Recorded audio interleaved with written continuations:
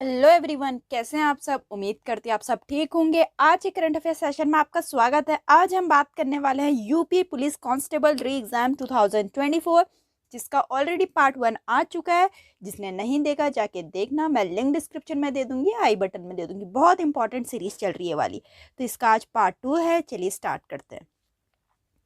So the first question is, Uttar Pradesh में कुंभ मेला का त्योहार किन नदियों के संगम पे मनाया जाता है? गंगा, यमुना एंड मिथिकल सरस्वती नदी पे। ठीक है, बहुत इंपॉर्टेंट क्वेश्चन। कुंभ मेला उत्तर प्रदेश में स्थित प्रयागराज शहर में गंगा, यमुना और पौराणिक सरस्वती नदियों के संगम पर बनाया जाता है। ठीक। नेक्स्ट है, निम्नलिखित में से उत्तर प्रदेश का कौन सा प्रसिद्ध लोक नृत्य धान और मक्का की खेती के दौरान किया जाता है? हुरका बॉल। ठीक है। अब उत्तर प्रदेश की जो फेमस डांस हैं वो है रासलीला, मयूर डांस, ब्रज होली, चारकुला। लेकिन क्वेश्चन क्या पूछा था? जो धान और मक्का की खेती के दौरान किया जाता है वो है हुरका बॉल। ठीक। नेक्स्ट है, वित्त वर्ष 2024-25 के लिए उत्तर प्रदेश का बजट किसने प्रस्तुत किया? तो मिस्टर सुरेश कुमार खन्ना जी ने। 5 फरवरी 2024 को उत्तर प्रदेश के वित्त मंत्री सुरेश कुमार खन्ना ने राज्य विधानसभा में वित्त वर्ष 2024-25 के लिए बजट पेश किया। नेक्स्ट है, 5 फरवरी 2024 को उत्तर प्रदेश के वित्त मंत्री सुरेश कुमार खन्ना ने राज्य विधानसभा में वित्त वर्ष 2024-25 के लिए डैश से अधिक का बजट पेश किया। तो कितने से अधिक? ठीक है, 736,437.71 करोड़ से अधिक। ठीक। कुल व्यय में से 532,65533 करोड़ रुपए राजस्व खाते के लिए और 203,782 करोड़ रुपए पूंजी खाते के लिए आवंटित किए गए। तो ये आप नंबर याद कर लेना बिल्कुल, या फिर स्क्रीनशॉट ले लो या कहीं पे नोट डाउन कर लो। नेक्स्ट है, मार्च 2024 में हज यात्रियों के लिए अल्पसंख्यक कार्य मंत्री स्मृति ईरानी द्वारा लॉन्च किए गए मोबाइल एप्लीकेशन का नाम क्या है? हज यात्रियों के लिए मेनली। ठीक है, तो उसका नाम है हज सुविधा। ठीक। तो महत्वपूर्ण जानकारी और सेवाएं प्रदान करके तीर्थ यात्रा के अनुभव को बेहतर बनाना। क्वेश्चन है, विश्व स्वास्थ्य संगठन का मुख्यालय कहाँ है? क्वेश्चन कुछ भी पूछा जा सकता है। उत्तर प्रदेश से रिलेटेड करंट अफेयर तो पूछे जाएंगे, साइड बाय साइड आपसे कुछ भी पूछा जा सकता है, इसीलिए मैं सीरीज लेकर आ रही हूँ। ठीक है, यहाँ बात चल रही है WHO वर्ल्ड हेल्थ ऑर्गेनाइजेशन की बात चल रही है। तो जिनेवा में है इसका हेडक्वार्टर। अगर हम स्थापना देखें 7 अप्रैल 1948 में हुई थी। मुख्यालय स्विट्जरलैंड के जिनेवा में है। अभी करंट में इसके डायरेक्टर जनरल चल रहे हैं टेड्रोस अधानोम। ठीक। नेक्स्ट है, निम्नलिखित में से उत्तर प्रदेश का कौन सा बांध आयतन की दृष्टि से भारत का दूसरा सबसे बड़ा बांध है? तो वो है रिहान। ठीक। रिहान बांध जो है वो गोविंद बल्लभ पंत सागर के नाम से भी जाना जाता है, जो आयतन की दृष्टि से मध्य प्रदेश के इंदिरा सागर बांध के बाद भारत का दूसरा सबसे बड़ा बांध है। यह उत्तर प्रदेश के सोनभद्र जिले के पिपरी में स्थित है। देखो यहाँ क्या क्वेश्चन पूछा था, ध्यान से। Second largest dam. ठीक है, तो वो तो हमें पता चल गया। अब आप कहोगे तो फर्स्ट लार्जेस्ट कौन है? मध्य प्रदेश का इंदिरा सागर बांध। ठीक। नेक्स्ट है, अलीगढ़ मुस्लिम विश्वविद्यालय की स्थापना किस वर्ष हुई थी? तो ये हुई थी 1875 में। अलीगढ़ मुस्लिम विश्वविद्यालय की स्थापना 1875 में सैयद अहमद खान ने की थी। इसका मूल नाम मोहम्मद एंग्लो ओरिएंटल कॉलेज था और 1920 में इसका नाम बदल के अलीगढ़ मुस्लिम विश्वविद्यालय कर दिया गया।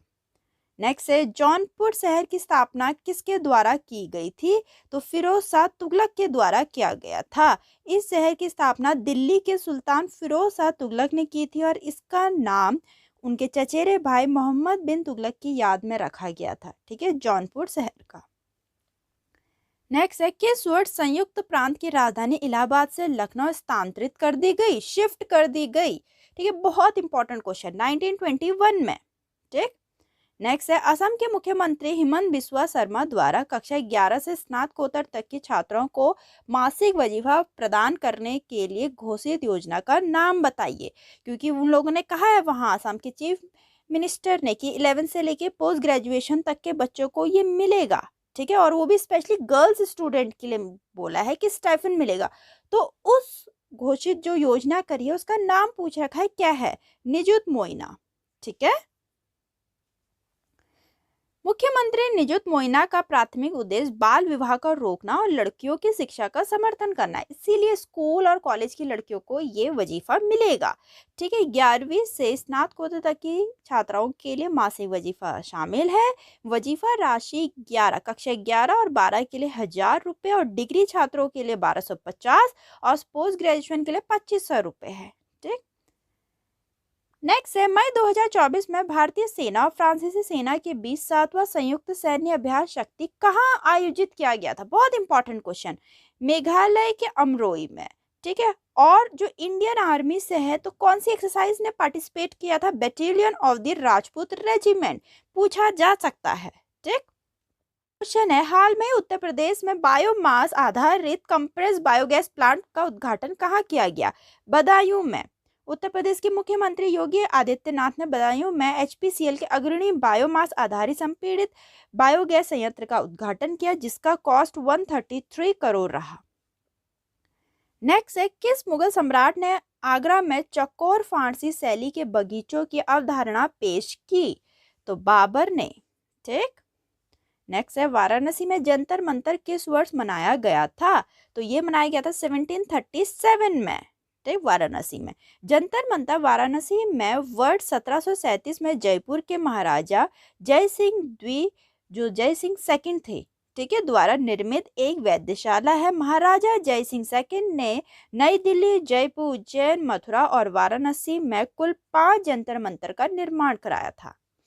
नेक्स्ट है उत्तर प्रदेश में यूनेस्को वर्ल्ड हेरिटेज साइट विश्व धरोहर स्थलों की कुल संख्या कितनी है? तो वहां है 3। ठीक है, एक ताजमहल, एक आगरा फोर्ट, एक फतेहपुर सीकरी, और कब कब बना था उसकी मैंने ईयर लिख रखा है। नेक्स्ट है उत्तर प्रदेश में रामसर स्थलों की कुल संख्या कितनी है? रामसर साइट्स पूछ रखा है अभी सिर्फ उत्तर प्रदेश में, और अगर पूरा रामसर साइट्स के बारे में देखना चाहोगे डेडिकेटेड वीडियो वो भी लाई हूँ, लिंक डिस्क्रिप्शन में है, बिल्कुल देख लेना। ठीक है, तो 10 रामसर साइट्स हैं उत्तर प्रदेश में। ठीक है, ये पूरा दे रखा है रामसर साइट कौन कौन सी उत्तर प्रदेश में, जैसे बाकीरा सेंचुरी है। ठीक है, कब हुआ था ये? 2021 में आया था रामसर साइट में। लोकेशन कहाँ पर है? ऐसे करके सारी 10 की 10 लिस्ट है, आप स्क्रीनशॉट ले लीजिए या कहीं पे नोट डाउन कर लीजिए। नेक्स्ट है अपना प्रसिद्ध संवैधानिक न्यायविद और सुप्रीम कोर्ट के वरिष्ठ वकील फली एस नरीमन का फरवरी 2024 में निधन हो गया। उन्होंने किस वर्ष पद्म विभूषण जीता था? क्वेश्चन ऐसे ही पूछे जाते हैं, 2007 में। तो फली एस नारीमन जो कि म्यांमार में पैदा हुए, म्यांमार के रंगून में पैदा हुए, उनका ऑक्यूपेशन था सीनियर एडवोकेट एंड जूरिस्ट थे वो, और अचीवमेंट क्या है? पद्म भूषण मिला 1991 में और पद्म विभूषण मिला 2007 में। क्वेश्चन यही पूछा गया था। नेक्स्ट है अपना राष्ट्रीय सांख्यिक दिवस, नेशनल स्टैटिक डे का विषय क्या है? तो यहाँ पर थीम पूछ रखा है क्या है? तो यह निर्णय लेने के लिए डेटा का उपयोग, use of data for decision making. ठीक, और नेशनल स्टैटिक डे कब मनाया जाता है? 29 जून को।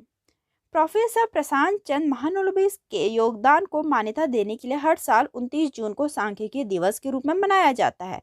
प्रोफेसर प्रशांत चंद्र को भारतीय सांख्यिकी के जनक के रूप में भी जाना जाता था, और ये पहली बार 29 जून 2007 को मनाया गया था। ठीक है, तब से हर साल 29 जून को मनाया जाता है नेशनल स्टैटिक डे। नेक्स्ट है 2011 की जनगणना के अनुसार उत्तर प्रदेश के ग्रामीण क्षेत्रों में जनसंख्या का कितना प्रतिशत निवास करता है? तो वो है 77.7%। ठीक, तो यहाँ देखते हैं जनसंख्या 2011 के अनुसार उत्तर प्रदेश राज्य की कुल जनसंख्या इतनी थी, 199812341 थी। ठीक है, जिसमें से 22.27% लोग शहरी क्षेत्रों में रहते हैं, जबकि 77.7 लोग ग्रामीण क्षेत्रों में रहते हैं। यहाँ यही पूछा गया था कि कितने रूरल एरिया में रहती है परसेंटेज। ठीक है, तो पूरा इसका मैंने बता रखा है। देखो यहाँ पर कितनी मेल पॉपुलेशन है, कितनी फीमेल है, कितनी पॉपुलेशन ग्रोथ है, सब कुछ। ठीक है, स्क्रीनशॉट ले लीजिए। नेक्स्ट है उत्तर प्रदेश में राज्यसभा सीटों की कुल संख्या है। राज्यसभा कितनी सीट है उत्तर प्रदेश में? राज्यसभा की 31। ठीक है, तो उत्तर प्रदेश में कुल 80 लोकसभा सीटें और 31 राज्यसभा सीटें हैं। 80 लोकसभा सीटों में कुल 17 सीटें अनुसूचित जाति के लिए आरक्षित हैं। नेक्स्ट है विश्व पर्यावरण दिवस 2024 में किस दिन मनाया गया? बहुत इंपॉर्टेंट क्वेश्चन, 5 जून को, तो 5 जून को ही मनाया जाता है। ठीक है, 2024 का थीम क्या था? Land restoration, desertification and drought resilience. इसकी स्थापना पहली बार 1972 में संयुक्त राष्ट्र पर्यावरण कार्यक्रम द्वारा की गई थी। नेक्स्ट है, किस वर्ष पीलीभीत वन क्षेत्र को भारत का 46वां बाघ अभयारण्य घोषित किया? 46 टाइगर रिजर्व ऑफ इंडिया कब घोषित किया पीलीभीत फॉरेस्ट एरिया को? ये क्वेश्चन पूछ रखा 2014 में। ठीक है, 2014 में। तो जो पीलीभीत टाइगर रिजर्व है वो उत्तर प्रदेश के पीलीभीत जिले में स्थित है। नेक्स्ट है, किस शहर को विधवाओं का शहर भी कहा जाता है? तो ये कहा जाता है वृंदावन को। ठीक है, वहाँ बहुत सारी विडो है तो इसीलिए वहाँ सिटी ऑफ विडो बोला जाता है वृंदावन को। ठीक, जिन्होंने भगवान को समर्पित कर दिया। नेक्स्ट है, इलाहाबाद किला किसके द्वारा बनवाया गया था? तो ये अकबर के द्वारा बनवाया गया था। अकबर के द्वारा 1583 में प्रयागराज में बनवाया गया था। यह किला यमुना के तट पर स्थित है। नेक्स्ट क्वेश्चन है, NCPCR national commission for protection of child right ठीक द्वारा हाल में ही लॉन्च किया गया कौन सा पोर्टल? किशोर न्याय बच्चों की देखभाल और संरक्षण अधिनियम 2015 के अनुसार बच्चों की बहाली और प्रत्यावर्तन की डिजिटल निगरानी और ट्रैकिंग की सुविधा प्रदान करता है। तो ये है go home and reunite portal, जिसको घर भी बोल रहे हैं। ठीक है, तो घर भी बोल रहे हैं। और अगर NCPCR देखें तो राष्ट्रीय बाल अधिकार संरक्षण आयोग है, ये इसका फुल फॉर्म है। नेक्स्ट है, राष्ट्रीय कृषि और ग्रामीण विकास बैंक का मुख्यालय कहाँ है? तो ये नाबार्ड के बारे में पूछ रहे हैं, national bank for agriculture and rural development. ठीक है, तो इसका मुख्यालय है मुंबई में और ये फाउंड हुई थी 12 जुलाई 1982 में। हेडक्वार्टर मुंबई में। प्रमुख श्री साजी केवी चल रहे और मिनिस्ट्री ऑफ फाइनेंस के अंडर आता है।